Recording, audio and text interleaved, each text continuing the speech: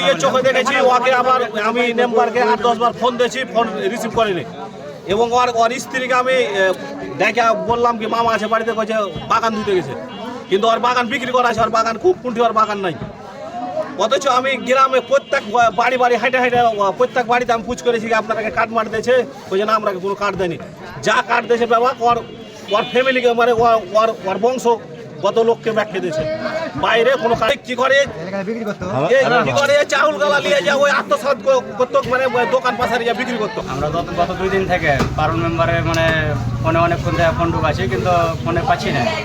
মানে বিজেপির কার্ড তো অনেকগুলো এসেছে, তো কাকে কীভাবে বন্টন করেছে এটা সুষ্ঠুভাবে দেখবো আমরা।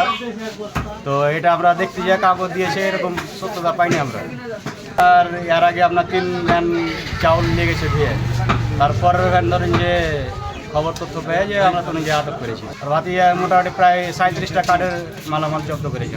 একবার মেম্বারের বার্তা আমি আর মেম্বারের ভানির বার্তা ছুঁয়ে এসেছি, বুঝেছেন? মেম্বারের বার্তা ছুঁয়ে আসার পর আমি ফের আসতুন দ্বিতীয় ভ্যান আমি ফের লোকজনকে নিয়ে আসতুন, বুঝেছেন? এই যেরকম করলে যে চাইল আনতে যাবো, আমি চলেন আমি তখন আইনি আসার পর তখন ফের আমি চাইল লেগে যাচ্ছিল বাড়ি গেলে হারুল মানে চুরি করে চাইল দিয়ে যেত। 25-30টা কার্ডের চাউল নাকি একটা ভ্যানে গাজীপুর নামক জায়গায় আটকানো হয়েছে, জনগণ আটকেছে।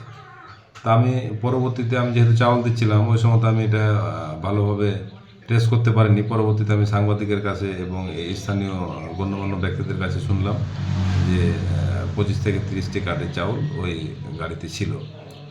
তো আমাকে অনেক প্রশ্ন করেছেন। আমি পরিষ্কারভাবে বলতে চাই, আমি আমার ইউনো মহোদয়ের সাথে স্যারের সাথে দেখা করেছি, যোগাযোগ করেছি।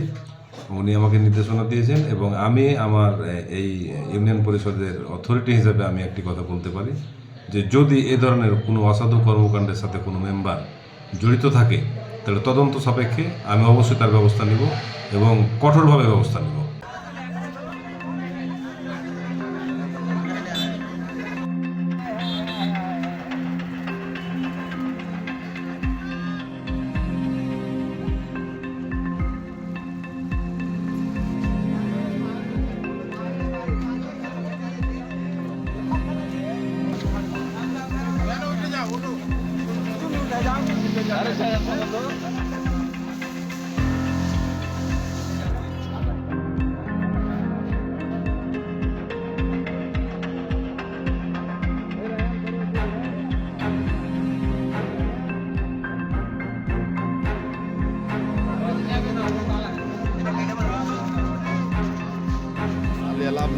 মালে লাভ আছে।